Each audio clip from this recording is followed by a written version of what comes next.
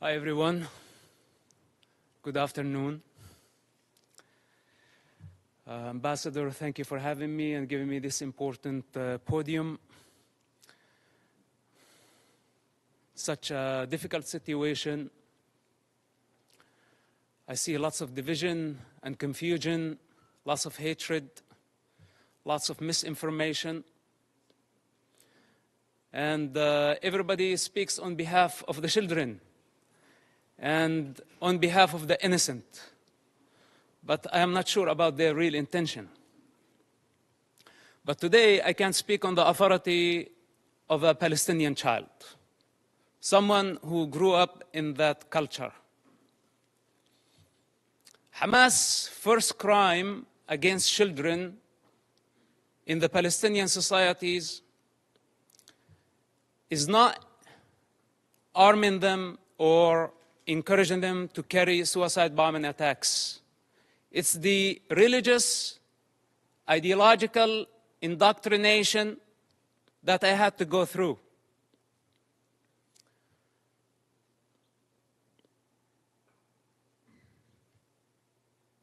With one intention in mind: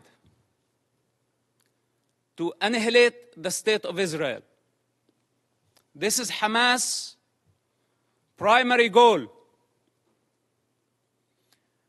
In this truth, there is no confusion. I speak as first-hand witness on Hamas and their intention. My father is one of the founders of Hamas movement. I was there when Hamas was born. I was before Hamas was born. And as I said before, I will be there after Hamas is dead.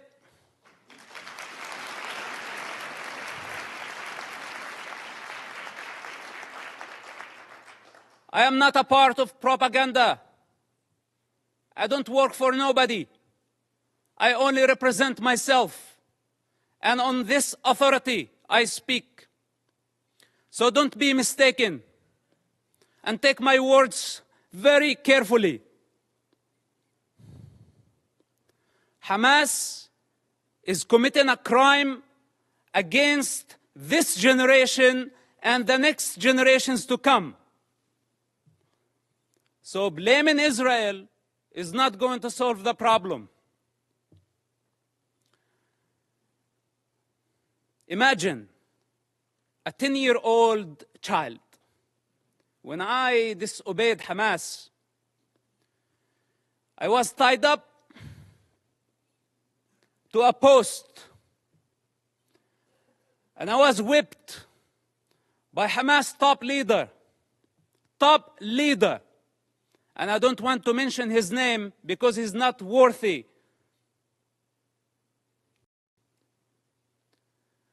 With the electric cable. Every lash, I lost my breath until I lost my consciousness. My father was in prison at that time, and this leader thought that he was my mentor. This is Hamas discipline. This is how they wanted me to be. To become a violent savage like them. And the very basic intelligence of a child, when I felt that was not natural, it wasn't. But I had still to go to the mosque to please my mother and please my father and obey this type of monsters. I hate to talk about my personal struggle. And I hate to be in a position to be at defense. He also don't like to be at defense. Because this is what Hamas did to Israel on October 7th. They put all of us at defense. But this doesn't mean that we are not going to win the war.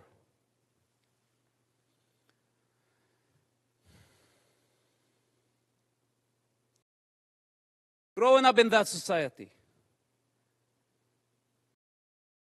the majority of the Palestinians blamed Israel. And as a child, I took it as a Quran. I took it as a holy scripture that Israel was our problem. But then as I grew up, I start identifying the enemy within. The religious authorities, the corrupt leaderships, who basically did not care about children, they did not care about Palestinians, they still don't care about nobody but themselves. And the world has been empowering them against the prey, against the victims. This has to come to an end. Let's put my childhood on the side, because maybe a child does not see things for what they are. Maybe I was very bad. I misbehaved myself as a child to deserve to be beaten up again and again and again by Hamas leaders. And some people say, is it a personal problem? Well, it is a personal problem. Do you have any problem with me having Hamas problem as a personal problem? It is a personal problem. And I swear I will not die before I see Hamas dead. Can I make this a goal to my life?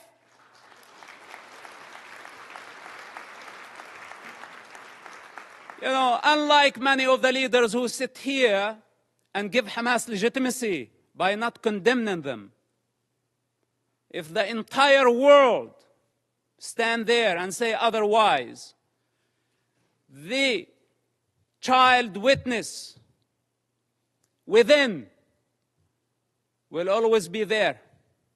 And nobody can deceive that child anymore.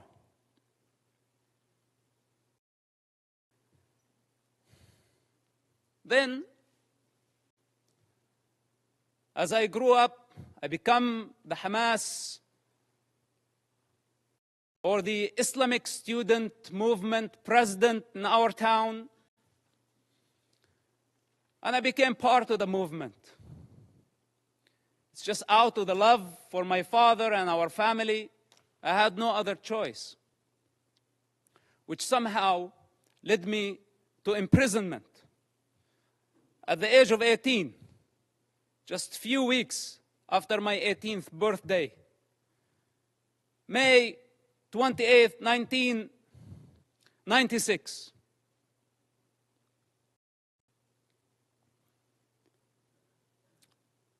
My problem was not Israel who arrested me during that experience. It was Hamas again, but this time with a lot more brutality, a lot more pain than the pain I experienced on a personal level. In prison, Hamas tortured and killed hundreds of Palestinian prisoners, Hamas members, because Hamas had suspicion that they were collaborating with the State of Israel. I spent 16 months in that first arrest among Hamas leaders. What was called Al-Majd, Hamas security wing, for those who don't know, this division of Hamas. This security wing, they brutally tortured people, putting needles under their fingernails, burning plastic on their bodies, putting off cigarettes in their skin. Screams of hundreds of prisoners over that period of time. How could I forget? And I don't wish for any of you to go through such experience to realize what type of monster we are dealing with. It's unfortunate that my father helped establish such an organization. And I don't mean to dishonor him. I love my father and I will always do. I'm not here to dishonor my people. I love my people.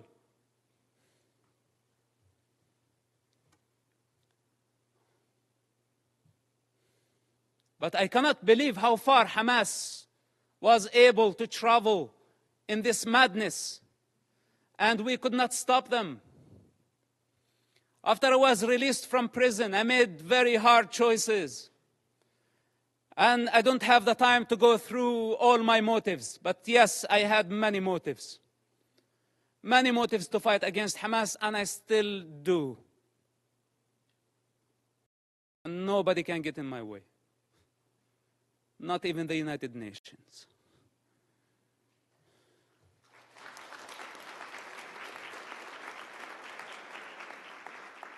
So the choices I made were against any rational mind. I ended up working together with the Israeli intelligence for 10 years. We had a common goal.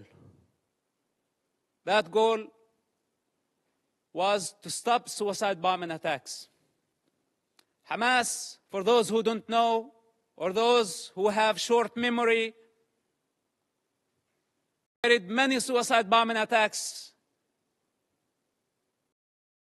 during the 90s and the early 2000s. Dozens of suicide bombing attacks where a suicide bomber took an explosive built went to inside a bus and blew himself up, killing all type of people. Not only Israelis. Americans were killed. Europeans were killed. Other nationalities, including Israeli Arabs, including Muslims. Hamas did not differentiate. Take Hotel Park, for example. On a holiday, on the most sacred Jewish holiday, a suicide bomber go into the dinner, blow himself up, kill more than 30 people. Some Holocaust survivors died in that attack. Dolphinarium, some teenagers having fun at the beach. Hamas suicide bomber killed about 18 and wounded dozens. Look up, see how many buses. It did not stop there. Hamas attacked the Hebrew University. 6 Americans were killed in that attack.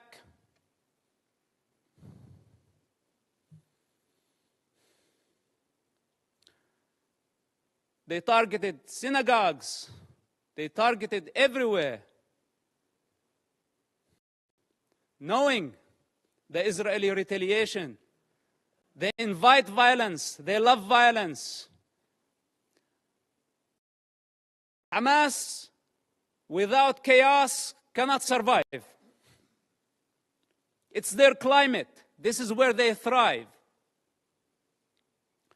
When the peace process came, if you follow the history of Hamas and their development or their evolution, whatever you want to call it, Hamas, what sabotaged the peace process through suicide bombing attacks.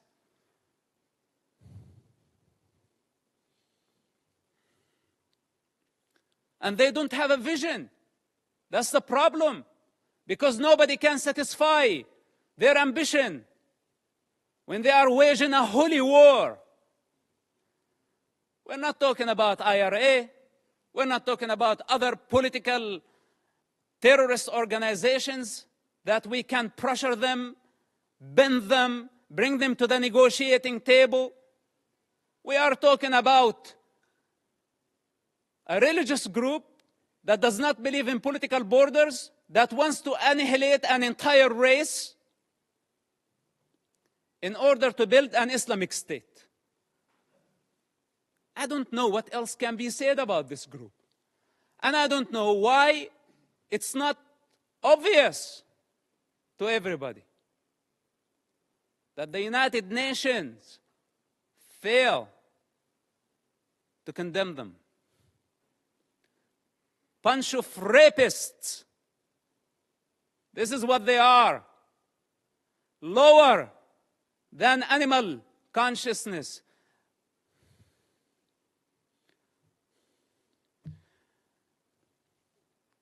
So, I don't speak only on the authority of that child, and someone who grew up in the Palestinian territory, I also speak on the authority of someone who has 10 years of experience in a counterterrorism of the Israeli intelligence.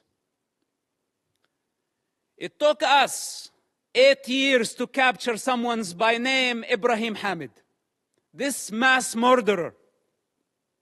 8 years he hid in a small town of Ramallah, less than 20,000 people. It took us 8 years to capture him, while he was sending suicide bombers every other day. It was a big nightmare to capture him. And you know now what they are doing? Why the hostage situation that we have in Gaza? They want him. He's on the top of the list to be released. Ibrahim Hamid, remember his name? Look him up. They want mass murderers to go back to the street. And if you ask yourself, the guy that you saw earlier, Yahya Sinwar, with the child and the rifle, this guy was released just recently, part of the prisoner exchange with Israel, when Israel had to release more than 1,000 Hamas members to return one Israeli soldier back to his mother. And Hamas had a taste to that. So they thought this time they can go and bring 200 hostages and more. So they can bring the only true democracy in the Middle East to its knees. This is why it's a very brutal war. For those who are in the intelligence communities, they understand the significance of this. And they know that that Israel cannot release more Hamas terrorists. Because this guy, you saw, Yahya Sinwar, he is the mastermind behind the attacks on October 7th. And how can Israel afford, or how can any of you validate or prove the release of mass murderers back to the street so they can carry a lot more terrorist attacks and hijack an entire society, use hundreds of thousands of people as human shields? Is this our way of solving the problem? We need the correct vision. First of all, we need to identify the origins of suffering, where it's coming from, where does it originate from. We need to identify the disease. Then we can provide the cure. Up to this point, we haven't identified the disease. And for those who know the problem, they don't have the courage to stand and say, we have a problem with Hamas. But most of us have our own calculations. From Russia to China to the rest of the superpowers, given Hamas cover. Hamas gave the attacks on October 7th as a birthday gift to Putin. For those who did not make the connection. And I don't want to go farther. Now nobody's talking about Ukraine, using Hamas as the wild card in the Middle East, igniting a religious war to just divert your attention somewhere else. All those criminals, whether they were high profile or low profile, they are all savages. They are all enemies of children and enemies of humanity. The United Nations and the rest of the international community have empowered con men who used what's so-called Palestinian cause to become richer. They were seeking power and wealth. They did not care about the Palestinian people. As the children of Gaza sink in despair and poverty, leaders of Hamas, along with their families and their entourage, enjoy the Four Seasons Hotel in Doha, Qatar.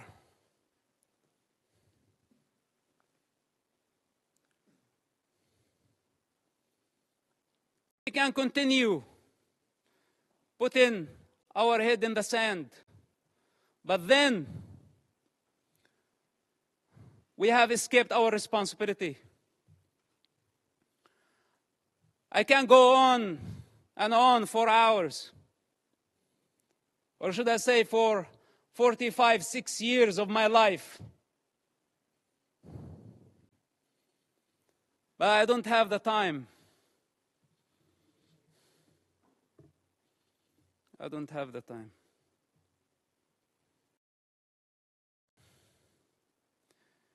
If we don't eradicate Hamas this war and this time, if we don't eradicate them, the next Gaza war is going to be deadlier. It's going to be much greater.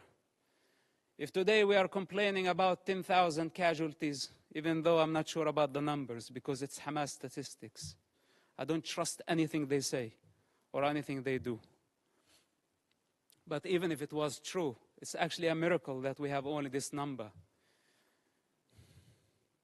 The next war, we will talk about hundreds of thousands. This is the 4th war with Hamas and the 5th war in Gaza, because also Islamic Jihad had their own war. If we don't eradicate Hamas and other terrorist groups in Gaza this time and give Gaza back to the people of Gaza,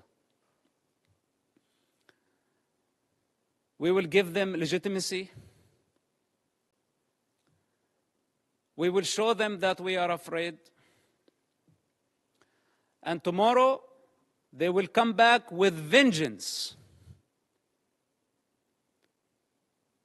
What made Hamas attack this time a lot stronger than the past wars? Because under the international pressure, we had to negotiate with them. And we had to give them legitimacy. This is what encouraged them and gave them power. You know, Qatar, for example, it's a member of the United Nations, playing the mediator, etc. They could have fooled me. They are the ones hosting Hamas. They are the ones who have been funding Hamas. Russia, Musa Abu Marzouk, a Hamas top leader, was in Moscow just yesterday. Okay, to be more accurate, a week ago. What's this? Where democracies should be united in fighting such savages. All of us saw Hamas. You call a hostage situation, but you want the true term Hamas uses for this? Booty. It's not even hostages. It's not war prisoners. All of us saw Hamas, savage, grab a teenager girl from the neck, pushing her into the unknown. That's your very freedom. That girl represents your freedom. And none of us thought about the mother of that kid and how she felt about seeing her daughter being dragged that way by a savage who wants to dominate, who sees women as a property. This is how Hamas sees women, a property, something they can own. As they want to own territory, more territory, their lust, their sexual lust, their lust for power, their lust for territory.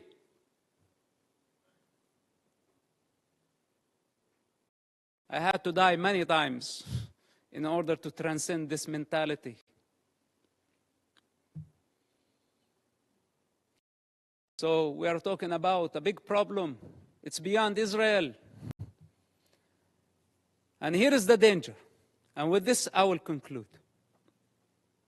The danger if Israel fail their war in Gaza, which is a brutal war, Because if it was open war, Israel would annihilate Hamas in no time, matter of hours, let's say days. Hamas is finished.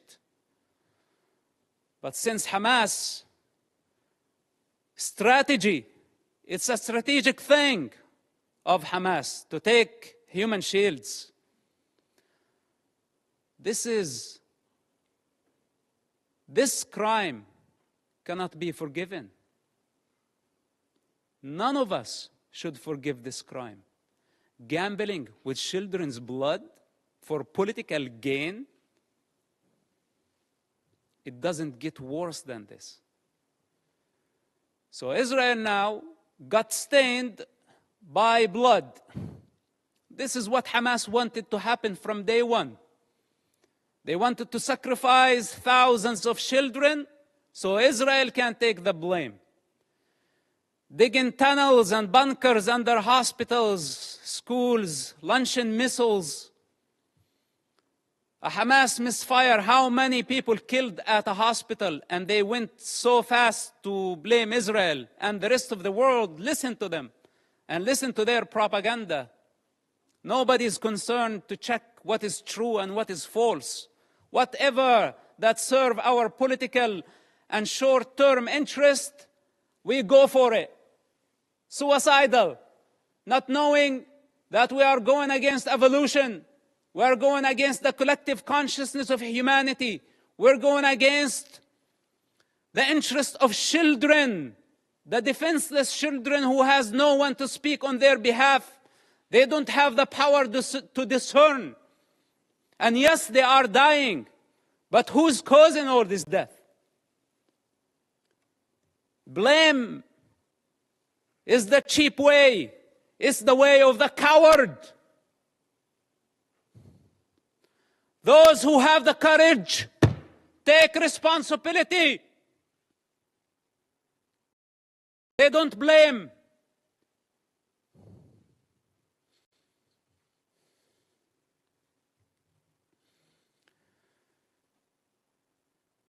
If Hamas is not defeated, if Hamas is not eradicated in Gaza,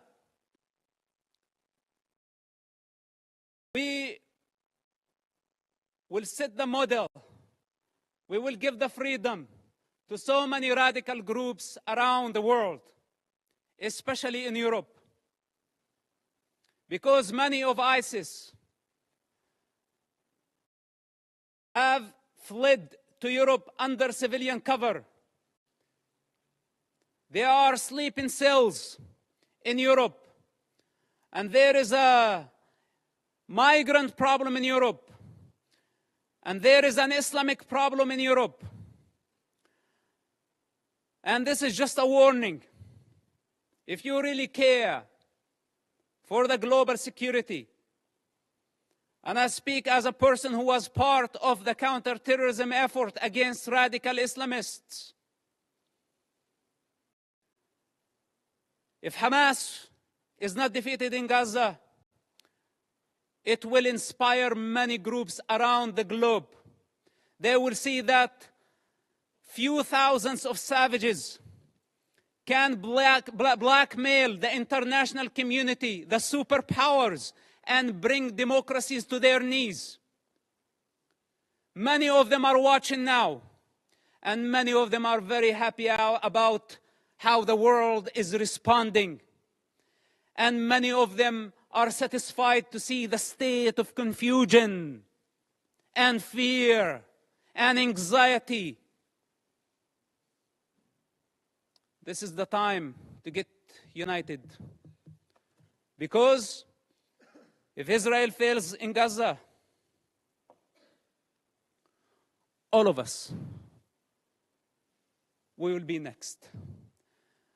Thank you for listening, and thank you for giving me the opportunity. May God bless all of us and protect our children, not only the Palestinian children, but also the Israeli children. Bring the hostages back to their families. And may God bring peace to this divided world. Thank you very much for listening.